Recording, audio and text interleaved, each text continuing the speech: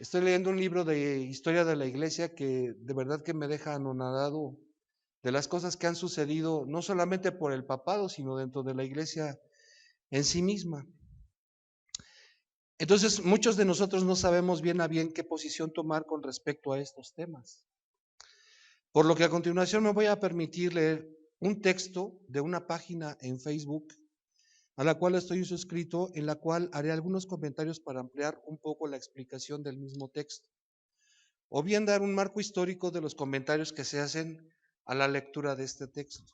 Entonces el texto dice así, dice, el nombramiento del nuevo Papa de Roma, Francisco, ha sido recibido en el mundo evangélico con un alborozo. La palabra alborozo quiere decir extraordinario regocijo, placer o alegría. Este alborozo inusitado, dice, sorprendentes muestras de apoyo le han venido por todas partes, por ejemplo, del evangelista Luis Palau. ¿Quién es Luis Palau? Luis Palau es un evangélico protestante ecuménico argentino, nacionalizado estadounidense.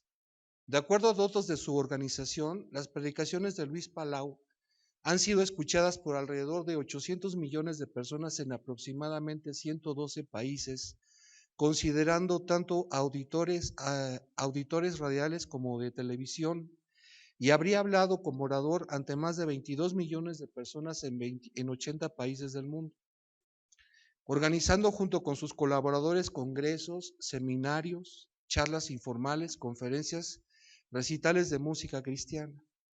Palau también se ha entrevistado con numerosos jefes de Estado y altos funcionarios en muchas naciones, incluyendo 7 visitas a la Casa Blanca, después de los ataques terroristas del 11 de septiembre.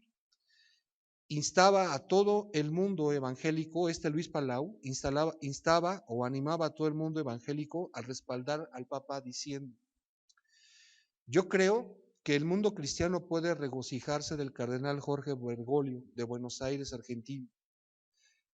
Ahora es el Papa Francisco, para los latinos es una emoción muy grande el primer Papa de América Latina. Lo que a mí me entusiasma, está hablando Palau, es que el Papa Francisco es centrado en Jesucristo. Toma a pecho la palabra de Dios, la lee todos los días, hace oraciones a Dios y es un hombre que quiere ver que el Evangelio de Jesucristo corra por todo el mundo. Es una gran bendición y debemos orar por él como él nos ha pedido. Esto es lo que dice Luis Palau.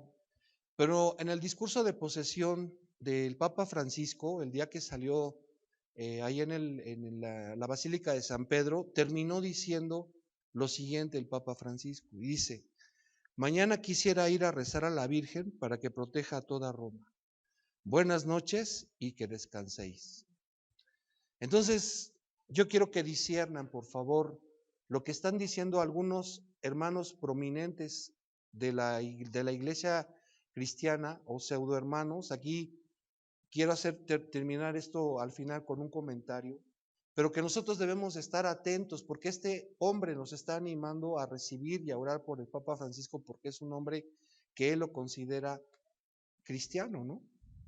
Ahora, dice, por su parte, John Upton, que es el presidente de la Alianza Bautista Mundial, de la que es miembro en España, la Unión Evangélica Bautista de España, hizo público un comunicado en el que afirmaba, la Alianza Bautista Mundial celebra con la Iglesia Católica, esto es ecumenismo.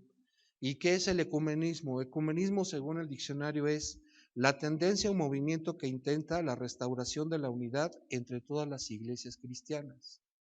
Entonces dice que la Alianza Bautista Mundial celebra con la Iglesia Católica el anuncio de Jorge Mario Bergoglio como el Papa Francisco. El proceso de discernimiento en oración de la Iglesia Católica en la selección del Papa ha sido un consuelo para todos nosotros, o sea, para toda la Iglesia Bautista Mundial. El Papa Francisco tendrá nuestras oraciones al comienzo de sus responsabilidades.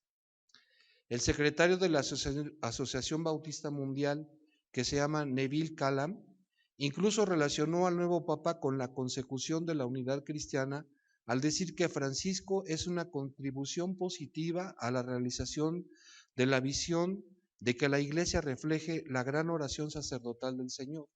¿Cuál es esa oración sacerdotal del Señor? La cita es Juan 17:21, que dice: para que todos sean uno, como tú, oh Padre, en mí y yo en ti, que también ellos sean uno en nosotros, para que el mundo crea que tú me enviaste. En otras palabras, este hombre lo que está diciendo es que el Papa Francisco es una gran posibilidad de que todo el cristianismo se pueda unir, pero no unirse en el Señor, en las condiciones que establece el Señor. Por ejemplo, dice el Señor que todo aquel que lo recibe tiene el derecho de ser hecho hijo de Dios. Aquí el catolicismo da a todo mundo por un hijo de Dios automáticamente por el simple hecho de ser humano. Y él trata de unir a esto desde el punto de vista humanista, no desde un punto de vista espiritual. Por último, la Alianza Evangélica Mundial, por medio del secretario general Geoff Tunnicliffe, también ha hecho público que orará por el nuevo Papa. En su comunicado, Tunnicliffe concatena elogios acerca del compromiso del nuevo Papa por la justicia y la paz, especialmente por aquellos que son perseguidos por causa del Evangelio y para los que viven en los márgenes de la sociedad, así como de su compromiso con la evangelización y la proclamación de Jesús, al tiempo que anuncia que las conversaciones ecuménicas de la Alianza Evangélica Mundial con Roma continuarán con el mismo Papa. Hasta aquí las reacciones significativas de algunos de los personajes evangélicos más destacados en el mundo, que celebran al unísono el nombramiento de aquel que fue señalado unánimemente por la Reforma Protestante del siglo XVI y XVII como el anticristo. ¿Sí entienden esto? Es decir, ahora los evangélicos, la iglesia bautista, especialmente los evangelistas como Luis Palau, están apoyando a quien el movimiento de reforma dijo que era el anticristo. Ahora que, para centrarnos en documentos confesionales, es decir, en documentos que se escribieron hace muchos años en los cuales se declaraba sí se declaraba cuál era la forma de pensar y de creer de estos que fueron los primeros reformadores, entiéndase, Martín Lutero, entre otros. Lo que voy a leer, continúa este artículo que estoy leyendo de Facebook y dice aquí, dice, artículos de Esmalcalda, escritos por Lutero en 1537, segunda parte del artículo 4. Es decir, son una serie de artículos que publicó Lutero que se llaman la Esmalcalda y que fueron escritos en Lutero. Y voy a leer la segunda parte del artículo 4. Dice, este hecho, está hablando Lutero, demuestra evidentemente que el Papa es verdaderamente anticristo, que se ha colocado encima de Cristo y contra él, puesto que no quiere que los cristianos lleguen a ser salvados sin su poder, a pesar de que no vale nada. Es decir, los cristianos no se podían salvar según los papas sin el poder de la iglesia, sin el poder del Papa. Y dice Lutero, a pesar de que no vale nada este poder del Papa, porque no ha sido ordenado ni mandado por Dios. Esto propiamente, como dice San Pablo, se opone y se levanta contra Dios, segunda a los Tesalonicenses 2:4. Los turcos y los tártaros no actúan así, aunque sean muy enemigos de los cristianos. Se refiere a cuestiones de su tiempo, es decir, circunstancias especiales que se daban en aquel tiempo. Al contrario, los turcos y los tártaros dejan creer en Cristo al que quiera y no exigen de los cristianos sino tributo y la obediencia corporal. Es decir, los turcos eran un país fuerte que subyugaba a otros y al subyugar a esos otros, lo único que les pedía era tributo y que no se quisieran levantar en rebeldía, pero los dejaban creer en la religión que estos pueblos conquistados tuvieran. Dice, pero el Papa no quiere dejar creer en Cristo, sino que se le debe obedecer para ser salvo. Esto no lo haremos, antes moriremos en el nombre de Dios. Todo esto viene porque el Papa ha exigido ser llamado de jure divino, jefe de la Iglesia cristiana. Por esto se tuvo que colocar a la par de Cristo y sobre Cristo, y ensalzarse como la cabeza y después como el Señor de la Iglesia, y finalmente también de todo el mundo y directamente un Dios terrenal, hasta atreverse a dar órdenes a los ángeles en el reino de los cielos. Esas eran las condiciones que ponía el Papa en ese entonces, a las cuales Martín Lutero está haciendo referencia y avisándole a la iglesia, ¿no?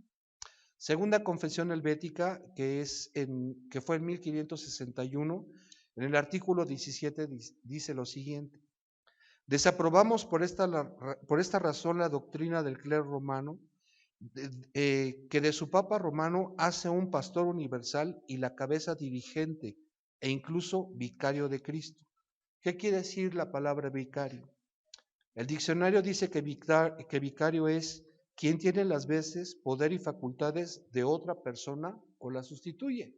Es decir, que según esto, según el Papa dice de él mismo, que es la persona que hace las veces, que tiene el poder y las facultades de Cristo y que incluso sustituye a Cristo en la tierra. Regresando al texto dice, lo voy a volver a leer, dice: desaprobamos por esta razón la doctrina del clero romano, que de su Papa romano hace un pastor universal y la cabeza dirigente e incluso el vicario, que dijimos que es el representante o sustituye a Cristo en la Iglesia Universal militante, añadiendo que el Papa dispone de plenitud de poder y de la suprema soberanía de la Iglesia. Lo que nosotros enseñamos es que Cristo es el Señor y queda como único pastor supremo del mundo.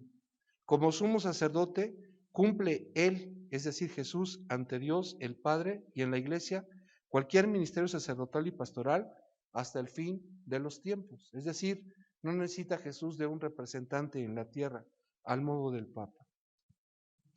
En otro documento que se llama la Confesión de Westminster, se escribió en 1648, en el artículo 25, dice: no hay más cabeza de la Iglesia que el Señor Jesucristo, y no puede en ningún sentido el Papa de Roma ser cabeza de ella, ya que es aquel anticristo, aquel hombre de pecado e hijo de perdición que se exalta en la Iglesia contra Cristo y contra todo lo que se llama Dios. Evidentemente, las declaraciones de los portavoces del así llamado mundo evangélico muestran no solo su cercanía a Roma, sino su aún mayor lejanía de la Reforma. Han reconocido tácitamente como legítimo el papado, en vez de condenarlo y exigir su disolución. Al aceptar y animar, orar por él, le reconocen incluso un papel central dentro del cristianismo. El Papa es aquel por el cual todos los cristianos y todas las iglesias oran. Aquellos que dicen ser protestantes, que se erigen en representantes del protestantismo, sencillamente han claudicado ante Roma. Sin embargo, los que estamos por completo identificados con la Reforma, tenemos bien claro que seguimos en guerra con Roma. Lo estamos desde los tiempos de la excomunión de Lutero o los anatemas de Trento, los cuales nunca han sido revocados por Roma por ninguno de los papas que ahora aplauden los evangélicos. Hasta aquí termina el texto el texto de la página en Facebook. Al final hace algunas cosas que dice que yo quiero que nosotros dejemos claro. Este hombre, incluso el del texto del Facebook, está hablando de gente reformada, es decir, de gente de la Reforma. Yo creo que el cristianismo no debe de tener un título en sí. ¿Qué fue la Reforma? La Reforma fue un movimiento que se dio inicio hace muchos, muchos años, no solamente con Martín Lutero, sino alguna vez con los hombres de integridad empezamos a ver cuáles fueron los primeros orígenes de la Reforma. Esos primeros, Reforma quiere decir la renovación o el ordenamiento correcto de algunas leyes o situaciones dentro de la iglesia. El caos que existía en el cristianismo generado por la Iglesia Católica fue el que dio origen a esta reforma, a este ordenamiento de las leyes o de los preceptos. Los primeros movimientos de la reforma los podemos ver, por ejemplo, en Inglaterra, cuando no había una Biblia que se pudiera leer en idioma inglés. Entonces, al no poderse leer en el idioma inglés, estaban escritas básicamente en latín o en griego. Y esto impedía que la gente común y corriente y común y corriente entre comillas, porque entenderemos que pues no todo el mundo sabía leer y escribir, porque el número de escuelas también era muy pequeño, ¿no? Y no toda la gente, sobre todo la gente humilde, pues difícilmente tenía acceso a la escuela. Pero los primeros movimientos de reforma tienen que ver básicamente con la traducción de la Biblia al idioma original del país.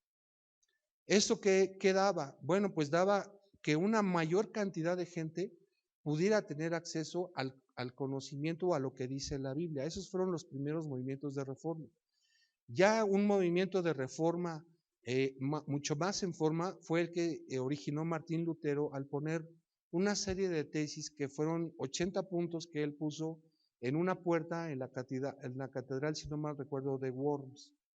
Esto fue lo que dio inicio a un movimiento reformista dentro de la iglesia cristiana. Es decir, el Señor siempre ha dicho que Él tiene un rebaño que siempre ha tenido aparte, que no ha dejado que se contamine. Y esto fue el principio.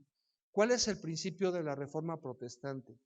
Que la fe no se obtiene por el hecho de dar dinero, ni por el hecho de portarse bien, ni por agradarle a la gente. ¿Cuál es la manera en la que se obtiene la salvación según nuestra propia creencia? Cree en el Señor Jesucristo y serás salvo tú y tu casa. Es decir, la salvación es mediante la fe. Es mediante la fe. Eso fue el origen del movimiento de reforma. Ahora, en este texto, estos hermanos dicen en primer lugar que el movimiento de reforma o las iglesias que hemos surgido como consecuencia de ese movimiento de reforma, somos enemigos del catolicismo. Y yo quisiera que atenuáramos un poco esta palabra, porque esto suena como que estamos permanentemente en guerra. Y lo primero que quiero decir es lo siguiente: nosotros no debemos de ver a los católicos como enemigos, sino como gente ignorante. Es decir, gente que necesita ser evangelizada. Nosotros debemos de mantenernos al margen de las doctrinas que ellos manejan, pero ellos en general manejan esas doctrinas por la ignorancia que tienen. Entonces, son gente que tiene que ser evangelizada, pero debemos de tener cuidado, porque el Papa últimamente, al principio de su inicio, este hombre Francisco, está hablando de evangelizar al mundo, pero no evangelizarlo en el sentido de que nosotros entendemos de la salvación por la fe, sino que está hablando de evangelizar al mundo con el siguiente concepto. En primer lugar, para el católico, todos los que son seres humanos son hijos de Dios. Y yo pregunto, ¿es eso lo que dice la Biblia? Entonces, él está dando por sentado que todos son hijos de Dios. Y miren lo que dice en un discurso que dio ante los periodistas. Este discurso lo dio el 16 de marzo de 2013, es decir, acababa de tomar posesión casi, ¿no? Dice el Papa a los periodistas, dice, déjenme ver si es este o es el del cuerpo diplomático. Es ante el cuerpo diplomático, es el 22 de marzo, dice lo siguiente. Está hablando el Papa y dice, uno de los títulos del obispo de Roma es pontífice, es decir, el que construye puentes con Dios entre los hombres. Quisiera precisamente que el diálogo entre nosotros ayude a construir puentes entre todos los hombres, de modo que cada uno pueda encontrar en el otro no un enemigo, no un contendiente, sino un hermano para acogerlo y abrazarlo. Esto es humanismo. No estoy diciendo que nosotros les vamos a escupir y los vamos a patear, pero quiero que noten la sutileza con la que este hombre habla del humanismo. Y después dice, el contexto es que le está hablando a todos los representantes diplomáticos del mundo en el Vaticano. Es decir, México tiene un embajador y la gran mayoría de los países tiene un embajador. A estos hombres les está hablando estas cosas. Es decir, hay mezclas de todas las religiones ahí y de todas las creencias. Dice, en esta tarea es fundamental también el papel de la religión, es decir, de que todos somos amigos, de que todos somos cuates. En efecto, no se pueden construir puentes entre los hombres olvidándose de Dios. Pero también es cierto lo contrario. No se puede vivir auténticas relaciones con Dios ignorando a los demás. Esto es verdad, ¿no? Pero miren lo que dice. Por eso es importante intensificar el diálogo entre las distintas religiones. Creo que en primer lugar, en el Islam, y he apreciado mucho la presencia durante la misa de inicio de mi ministerio de tantas autoridades civiles y religiosas del mundo islámico.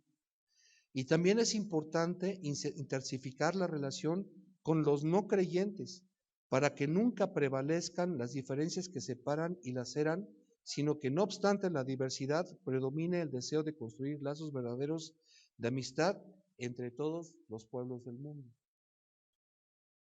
Jesucristo no vino a establecer lazos de amistad entre todos los pueblos del mundo, dejando que cada quien creyera en la salvación como la quisiera adoptar. Eso no es a lo que vino Jesucristo. Jesucristo vino a establecer su reino en la tierra. Y el establecimiento de su reino en la tierra le costó la muerte porque no pensaban las gentes que lo crucificaron de la misma manera que pensaba Jesucristo. Entonces vean la sutileza con la que habla este hombre de lo que quiere es establecer lazos de amistad con todo el mundo, pero no hablar en contra de lo que, o no hablar el evangelio de Jesucristo, que es el único Señor y el único medio de salvación que ha dado Dios el Padre para todo el mundo. En eso no se mete el Papa. Termina el discurso al cuerpo diplomático diciendo lo siguiente. La lucha contra la pobreza, tanto material como espiritual, edificar la paz y construir puentes, son como los puntos de referencia en un camino al cual quisiera invitar a participar a cada uno de los países que representáis. Pero si no aprendemos a amar cada vez a nuestra tierra, es un camino difícil. Esto es ecología. Y no tengo nada en contra de la ecología. Pero este hombre está usando la ecología aún como un medio para establecer o estrechar los lazos de amistad con el hombre. Y esto no es algo, no se vale pues, porque el evangelio no se va a fundamentar en la ecología ni en el humanismo. El evangelio se fundamenta en que el hombre está separado de Dios por causa del pecado y que Jesucristo derramó su sangre en la cruz para establecer ese puente, no por el pontífice, no por este pontífice falso que es el Papa, sino a través de la muerte de Jesucristo, en el cual estamos nosotros separados de la gracia de Dios, si no es por medio de la sangre de Jesucristo, que es la que nos une. Ahora bien, regresando al texto de Facebook, hace referencia a un concilio que es el concilio de Trento. En ese concilio de Trento, quiero decir primero qué es lo que fue este concilio de Trento. El Papa Paulo III, tras diversos retrasos, convocó en Trento, Italia, un concilio general de la Iglesia del 13 de diciembre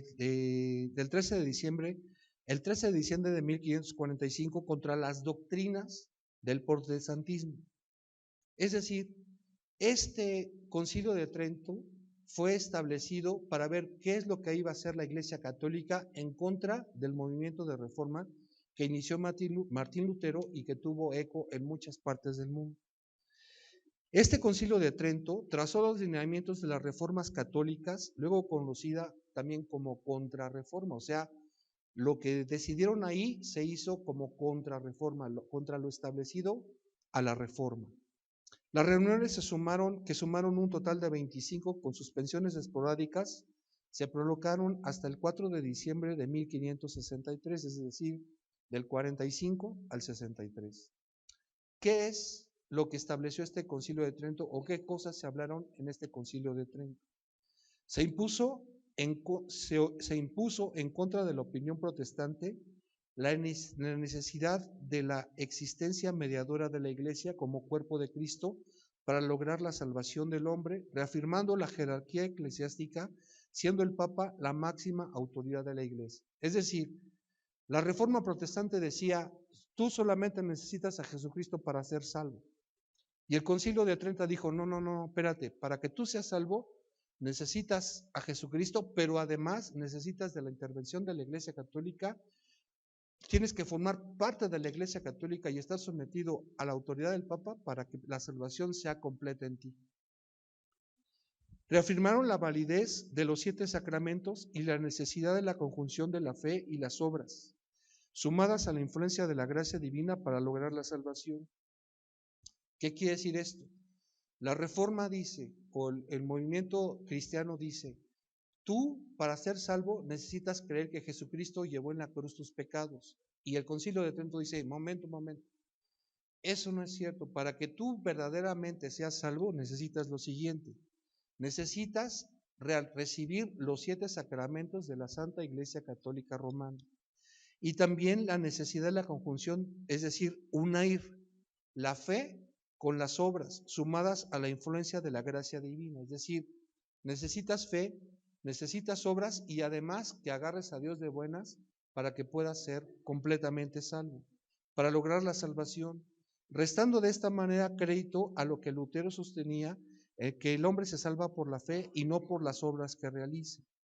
Tanto se opuso a la tesis de la predestinación también se opuso, a la tesis de la predestinación de Calvino, quien aseguró que el hombre está predestinado a salvación o condena. En refutación a esta idea, la Iglesia sostuvo que el hombre puede realizar obras buenas, ya que el pecado original no destruye la naturaleza humana, sino que solamente la daña. Es decir, lo que dicen estos hombres, lo que dice el Concilio de Trento es, no te preocupes, el hombre es básicamente bueno. Entonces, el pecado original no lastimó ese estado de que el hombre es básicamente bueno, sino que solamente lastimó una pequeña parte de esto. Y nosotros sabemos que no. Ahora dice, los santos, en el Concilio de Trento, los santos fueron reivindicados al igual que la misa, y se afirmó la existencia del purgatorio. Para cumplir sus mandatos se creó la congregación del concilio, dándose a conocer sus disposiciones a través del catecismo del Concilio de Trento. También en el Concilio de Trento se reinstauró la práctica de la Inquisición, que había surgido ya en el siglo XIII para depurar a Francia de los herejes albigeneses. Ya restablecida en España desde el año 1478, se propagó por varios países europeos bajo la denominación del Santo Oficio, que usó la tortura para obtener confesiones. Si este método no daba los resultados esperados de arrepentimiento del hereje, este quedaba en manos del poder civil, que lo condenaba generalmente a la muerte en la hoguera. El protestantismo debió soportar la Inquisición en varios estados, pero fue principalmente efectivo en España, Italia y Portugal. También se creó el índice en 1557, por el cual se estableció una censura contra la publicación de pensamientos que pudiesen ser contrarios a la fe católica, y se quemaron muchos libros considerados heréticos. Posterior al concilio, en 1592, se publicó una edición definitiva de la Biblia, sosteniéndola como fuente de la revelación de la verdad divina, pero otorgando también dicho carácter a la tradición, negándose su libre interpretación, considerando esta una tarea del Papa y los obispos herederos de San Pedro y los apóstoles, a quienes Cristo les asignó esa misión. Esta es una parte central de la Reforma. La Reforma ha proclamado y proclamaba lo siguiente, diciendo que Dios solamente habla al hombre a través de la Escritura. Es decir, nosotros queremos conocer la voluntad de Dios, la podemos conocer a través de la lectura de la palabra de Dios. Y esta lectura de la palabra de Dios es para todo mundo, es decir, todo aquel que lea la palabra de Dios puede entender lo que Dios desea. Pero el Concilio de Trento dice, no, espérate. Para que tú puedas entender, los únicos que pueden entender la palabra de Dios son el Papa, los obispos, los cardenales, toda la gente estudiada. Entonces no te metas mucho con la Biblia, porque solamente los autorizados son los que te la pueden explicar. Esto es algo básico del cristianismo, es decir, por eso es la exhortación a que todos lean su Biblia, a que todos la carguen, a que todos estén de continuo haciendo un estudio, una lectura programada de la Biblia, porque es el medio que Dios usa esencialmente para comunicarse con el hombre. Lo hace a través de la oración, lo hace a través de las predicaciones, lo hace a través de otros medios, pero básicamente un hombre puede establecer una relación personal con Dios básicamente a través de la lectura. Quiero terminar diciendo lo siguiente, el discurso del Papa a los periodistas, que ese sí fue el 16 de marzo, dice lo siguiente: os encomiendo a la intercesión de la Santísima Virgen María, estrella de la evangelización, a la vez que os expreso los mejores deseos para vosotros y vuestras familias, a cada una de vuestras familias, e imparto de corazón, a todos mi bendición. Les dije que les daba de corazón la bendición. Como muchos de ustedes no pertenecen a la Iglesia Católica, otros no son creyentes de corazón, doy esta bendición en silencio a cada uno de ustedes, respetando la conciencia de cada uno, pero sabiendo que cada uno de ustedes es hijo de Dios. Que Dios los bendiga. Nuevamente, el contexto en el cual está hablando el Papa le está hablando a periodistas de todo el mundo, les está diciendo, bueno, miren, antes les estuvo diciendo, dando las gracias por la manera en la que han reportado al mundo los eventos que se han llevado a cabo en el Vaticano. Y les agradece, y al final les está diciendo lo siguiente, bueno, dice, aunque todos los que están aquí, no todos son católicos, yo sé que todos son hijos de Dios. Y esto contradice lo que dice la Biblia. ¿Quiénes son los hijos de Dios? A los que creen en su nombre les dio potestad o el derecho de ser hechos hijos de Dios. Entonces necesitamos entender y comprender la sutileza de esto. Miren, algo muy importante. Cuando vamos de turistas o vamos a un pueblo a conocer el pueblo, entiéndase Europa o entiéndase América o entiéndase México, de los lugares más atractivos que presenta el turismo es ir a meterse al templo católico. ¿Qué es lo que vamos a ver al templo católico? Los retablos maravillosos del barroco mexicano.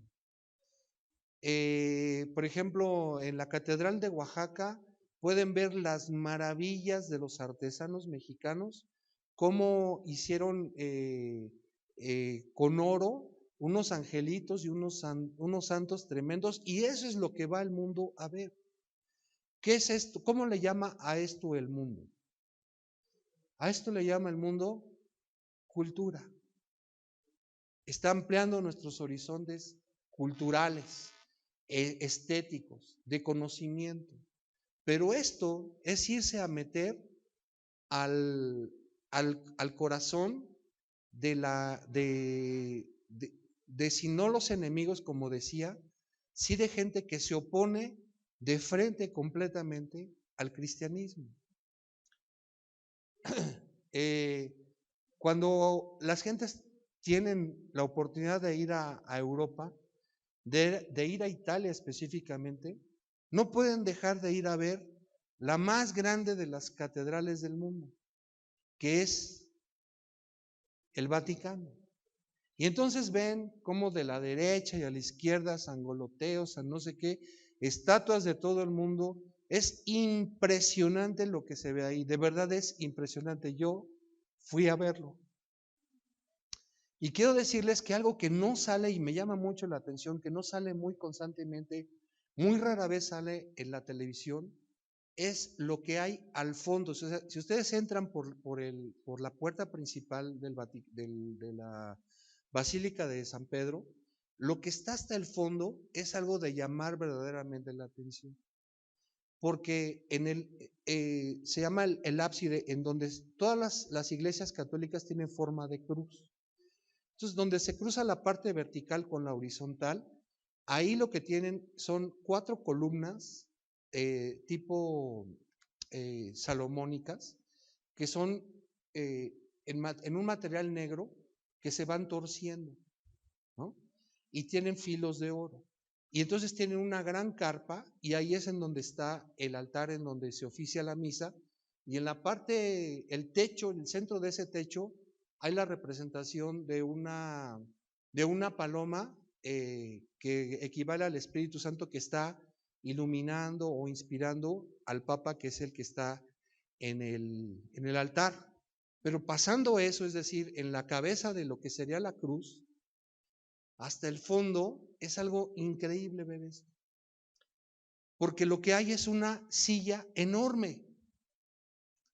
Es una silla enorme que está colgada, digamos, aquí, ¿no? en la parte.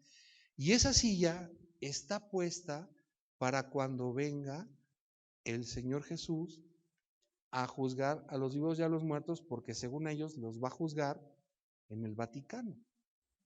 Entonces dice uno, o sea, eso es lo que está colgado hasta el fondo, una silla gigante. No tienen ni idea, o sea, el Vaticano son no sé cuántas hectáreas mide esa basílica, es gigantesca. En el piso del Vaticano, cuando ustedes entran de allá para acá, van viendo en el piso cómo están marcadas, que dice, de la entrada hasta aquí llega, por ejemplo, la Catedral de la Ciudad de México. Y cuando ven a dónde llega el tamaño de la Catedral de la Ciudad de México con respecto del fondo, dice, o sea, caben como 3 catedrales de la Ciudad de México para que se den idea del tamaño de la catedral. Quiero terminar ahora sí diciendo lo siguiente. Los católicos no son nuestros enemigos. El apóstol Pablo, en todo caso, dice lo siguiente, dice que a los que se han separado del evangelio, que nosotros tratemos de convencerlos, de atraerlos, de reprenderlos, pero con amor y con justicia. De ahí la importancia que cada uno de nosotros se convierta prácticamente en maestro de la Escritura. De ahí la importancia que todos los que tenemos una Biblia, que de los que estamos aquí, estoy seguro que todos tenemos una Escritura, nos convirtamos en hombres y mujeres que la manejemos, que la leamos, que la entendamos para exhortar a los que se desvían de nuestro camino. Esto va a traer como consecuencia la persecución como la hubo en las épocas romanas y en la época de lo que acabamos de leer de la Santa Inquisición, que por cierto, la Santa Inquisición no ha concluido, nunca han clausurado la Santa Inquisición, y eso no quiere decir que no podamos nosotros ser perseguidos, pero eso es algo que no que busquemos la persecución, que quede claro, pero nosotros debemos de manejar la palabra de Dios de tal manera, entenderla, que podamos evangelizar, animar y exhortar a los otros. Para que si algún día alguno de nosotros, y hablando primeramente de mí, si ustedes me ven que yo me desvíe, ustedes con la palabra en la mano me tienen que venir a decir, cualquiera de ustedes, esto es lo que dice el Señor y tienes que regresar al camino. De eso se trata la iglesia, de eso se trata la evangelización, no de ver a nuestros enemigos. Y si nosotros viéramos a la Iglesia Católica como nuestros enemigos, no es para destruirlos, porque lo que dice el Señor Jesús es, orad por vuestros enemigos, orad por los que los persiguen. Estas cosas tienen un impacto económicamente hablando muy grande en la Iglesia Católica, porque la Iglesia Católica cuando se convierte deja de hacerlo. Y entonces esto crea una mala visión de parte de ellos hacia el cristianismo. Pero nosotros debemos de ser valientes y 2 cosas, no verlos a ellos como nuestros enemigos. En el caso de los protestantes, es decir, bautistas, en este caso Luis Palau, el director, los hombres que leí en el comunicado no debemos de verlos como enemigos, y si los viéramos como enemigos, debiéramos de irles y hacerles ver el error en el cual están cayendo. ¿Quién quita? Y hagan caso. ¿ok?